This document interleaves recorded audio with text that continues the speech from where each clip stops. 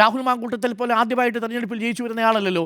MLA ആയി പലകുറി ജയിച്ചു വന്നയാളാണ്. MP ആയി വടകരയിൽ നിന്ന് ജയിച്ചു വന്നയാളാണ്. അപ്പോൾ ഇലക്ഷൻ കമ്മീഷൻ്റെ ഉദ്യോഗസ്ഥരാണ് തൻ്റെ മുന്നിൽ നിൽക്കുന്നത്. ഇത് പിണറായി വിജയൻ്റെ ഉദ്യോഗസ്ഥനല്ല, ഇത് നരേന്ദ്രമോദിയുടെ ഉദ്യോഗസ്ഥനല്ല എന്നത് വളരെ വ്യക്തമായിട്ടറിയാവുന്ന രണ്ട് ജനപ്രതിനിധികളാണ് ഷാഫി പറമ്പിലും രാഹുൽ മാങ്കൂട്ടത്തിലും. അതുകൊണ്ട് തന്നെ അവരുടെ ഭാഗത്തു നിന്നും ആ ഉദ്യോഗസ്ഥരോട് സഹകരിക്കുന്ന രീതിയിലുള്ളൊരു പെരുമാറ്റമാണ് നമ്മൾ പ്രതീക്ഷിച്ചിരുന്നത് മാതൃകാ നേതാക്കൾ എന്ന നിലയിൽ.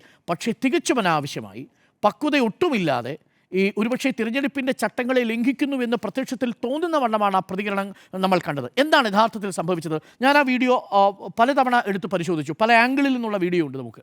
അതിൽ ഇവർ 4 പേരും അടങ്ങുന്ന വാഹനം, ഇന്നോവയാണെന്ന് തോന്നുന്നു, അത് വരുന്നു. ഡ്രൈവർ സീറ്റിൽ ഷാഫി പറമ്പിൽ ഇരിക്കുന്നു. വണ്ടി നിർത്തുന്നു. ഷാഫി പറമ്പിൽ പുറത്തിറങ്ങുന്നു.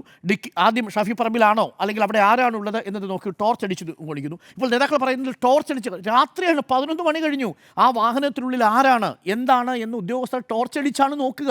അതല്ലാതെ കമ്പടിച്ചല്ലോ, കുത്തിയല്ലല്ലോ നോക്കുന്നത്. അപ്പോൾ ടോർച്ച് അടിച്ച് നോക്കുന്നു. ടോർച്ച് അടിച്ച് നോക്കുന്നതിൽ തങ്ങൾക്ക് പെട്ടെന്ന് ഈഗോ ഹർട്ട് ചെയ്യുന്നു. അതൊക്കെ ഒരു ഈഗോ ഹർട്ടാണ്. ജനങ്ങൾ കൽപ്പിച്ച് നൽകുന്ന അധികാരം മാത്രമേ നിങ്ങൾക്കുള്ളൂ, എല്ലാ ജനപ്രതിനിധികൾക്കും.